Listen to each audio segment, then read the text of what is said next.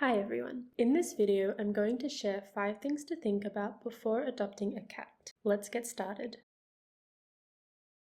Unfortunately, cats have a bit of a reputation of being low-maintenance pets. They're sometimes seen as pets that don't need much attention and that you can just leave to their own devices and they'll be fine. But this is very much not the case. Cats need daily physical and mental stimulation and social interaction. It's really important to play with your cats daily, especially if you have indoor cats. Part of a cat's natural behavior is to hunt, and cats need to hunt every day. Playtime is a way to meet this really crucial need of your cat. It lets them express their natural behaviors, stay active, burn off energy, and it reduces boredom. It's also really good for their mental well-being and also a really great way to bond with your newly adopted cat. On top of playtime, cats also need ongoing enrichment and mental stimulation. This can be in the form of puzzle feeders, cat furniture where they can climb and play, enrichment activities, places to scratch, and also places to watch the outside world from. The social well-being of cats is also really important. As you can see, cats are very social animals. They can form strong bonds with people and other cats. They need regular social contact, love,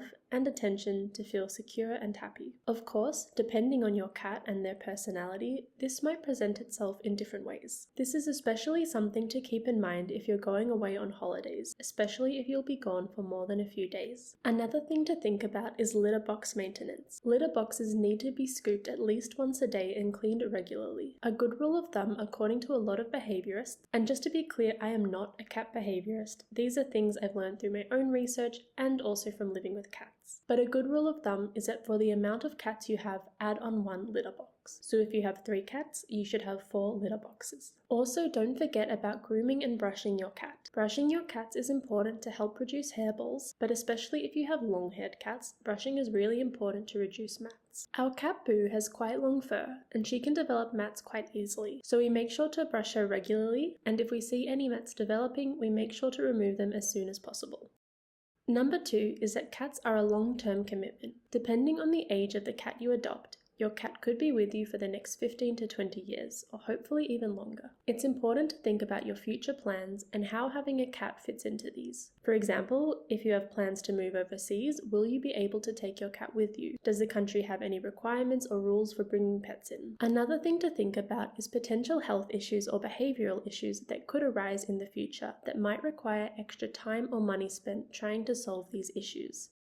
Number 3 is expectations. So I actually grew up with a dog and didn't have any experience living with cats before Bobbin and Boo. All the information I had about cats was from my partner who grew up with cats or from watching videos online about cats. I think it's really important to remember that every cat is different. I think online you see a lot of videos of cats sitting on people's laps and being very snuggly and cuddly, and it's important to remember that this might not be the case with the cat you adopt. Bobbin and Boo have never come and sat on my lap, but they show their affection in different ways. And even though they are litter mates, they still have very different personalities. I think this is something to be aware of if you're expecting your cat to behave in a certain way, so you're not disappointed if they don't act in this way. This is the same for if you maybe grew up with a cat. Don't expect your new cat to act the same way as them or not like the same things. Always remember to never force things with your cats. Let your cat tell you how and when it wants to be pat.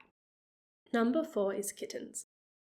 Now, kittens are adorable and I understand why you would want to adopt a kitten. I also adopted kittens. But one thing to keep in mind is that they have a lot of energy and they actually need a lot of time investment. Kittens are maybe a lot more work than you might expect. This means multiple play sessions a day, supervision while they're exploring, and lots of physical and mental stimulation. They also need to learn boundaries, like what's okay to bite, and be encouraged on certain behaviors, like using scratching posts instead of the furniture. This can all take a lot of consistency and patience. This is one of the reasons that a lot of people recommend adopting 2 kittens, which is what we did with Bobbin and Boo. Because they have so much energy, it's good for them to be able to use some of that up with a playmate, and they also teach each other boundaries as well. And remember, kittens won't stay kittens forever. They grow up into adult cats, and like I said before, they are a long-term commitment. So before bringing a kitten home, really think about whether it's right for you, or if you might actually be better off adopting an adult or older cat.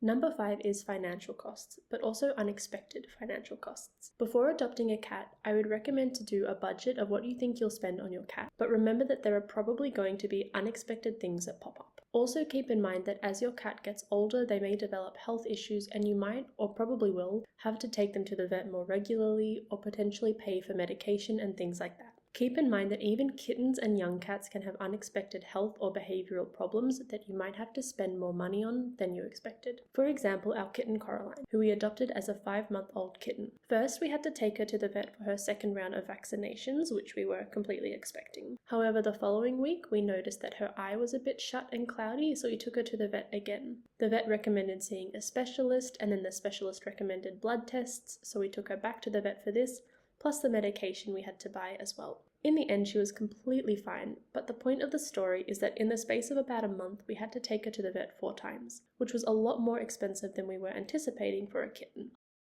Adopting a cat is such a beautiful experience and one filled with so much love. I hope you found this video interesting, and if you want to see more videos about life with 3 cats, subscribe to this channel.